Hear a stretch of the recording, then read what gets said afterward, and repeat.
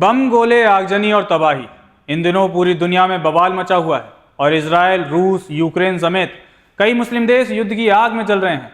तो वहीं अब अचानक यूरोप का एक और देश दंगों की आग में जल रहा है। जी हाँ, यूरोप के खूबसूरत देश इटली में कोहराम मचा हुआ है। गाजा गैंग एकदम से एक्टिव हो गया है। कट्टरपंथियों ने कई शहरों को हिंसा की आग में झुलसा दिया है। यहाँ तक कि पुलिस को भी नहीं बख्शा गया है। हालात ऐसे कि पुलिस भी बेबस नजर आई। अब सवाल उठता है कि क्या बांग्लादेश, नेपाल के बाद अब इटली में भी तख्ता पलट करने की कोई साजिश रची जा रही है। तो चलिए बताते हैं कि कैसे यूरोप का दिल कहा जाने वाला इटली आज बारूद का ढेर बना हुआ है और इस दंगे के पीछे का असली मकसद क्या है, और पीएम मेलोनी के उस फैसले के बारे में जिसके बाद मुस्लिम भीड़ भड़क उठी। इटली के दर्जनों शहरों में सोमवार 22 सितंबर को हजारों लोग सड़क पर उतर आए। नौजवानों की भारी भीड़ के चलते शहरों के स्कूल, कॉलेजों को बंद कर दिया गया। इतना ही नहीं, कई शहरों में ट्रेनें भी रोक दी गईं। इसी तरह बंदरगाहों पर भी लोगों ने जमकर उत्पात मचाया। लेकिन फिर सवाल उठा कि आखिर इतनी बड़ी संख्या में नेपाल की तरह लोग इटली की सड़कों पर क्यों उतर आए। दरअसल इजराइल पिछले कई सालों से गाजा पर लगातार हमले कर रहा है और मुस्लिम देशों में टेंशन का माहौल है, जिसके चलते इजराइल पर दबाव बढ़ाने के लिए कई देशों ने एक बड़ा फैसला लिया है। वो फैसला है फ्रांस, ब्रिटेन, कनाडा, ऑस्ट्रेलिया समेत कई यूरोपियन देशों ने फिलिस्तीन को एक राष्ट्र के रूप में मान्यता दे दी है। आपको बता दें कि भारत ने साल 1988 में ही फिलिस्तीन को मान्यता दे दी थी। गौरतलब है कि इटली भी उन 145 देशों में शामिल है जिसने फिलिस्तीन को एक स्वतंत्र राष्ट्र के रूप में मान्यता देने वाले प्रस्ताव के समर्थन में यूएन में वोट किया था।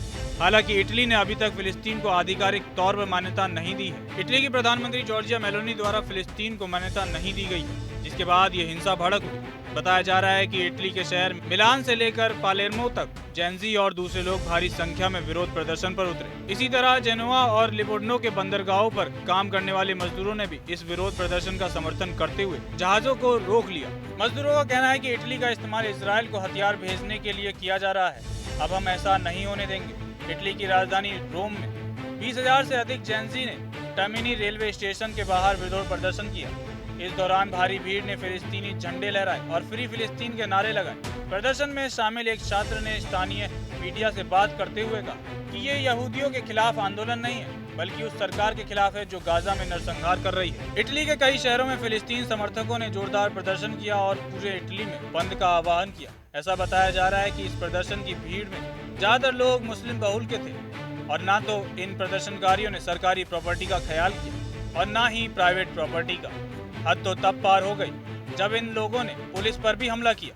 पुलिस पर पत्थर फेंके, स्मोक बम फेंके और पुलिस को पीछे हटने के लिए मजबूर कर दिया। इस हिंसक प्रदर्शन के दौरान 60 पुलिसकर्मी गंभीर रूप से घायल भी हो गए। वहीं दर्जनों प्रदर्शनकारियों को गिरफ्तार किया गया।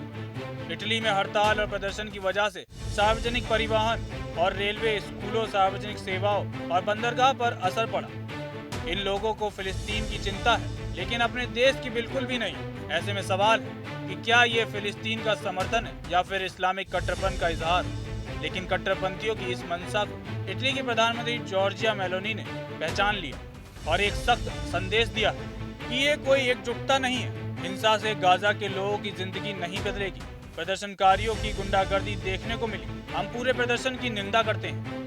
इटली में इन कट्टरपंथियों के प्रदर्शन की वजह से आम लोगों को बहुत ही दिक्कत का सामना करना पड़ रहा है। स्कूल, कॉलेज बंद है, कई जगहों पर कर्फ्यू जैसे हालात हैं। इटली के कट्टरपंथियों के इस प्रदर्शन के बाद ये सवाल उठता है कि क्या ये वाकई फिलिस्तीन के लिए है या फिर इन दंगों के पीछे एक बड़ा इस्लामी षड्यंत्र है, या फिर ये सियासत है जो मजहब के नाम पर आग भड़का रही है।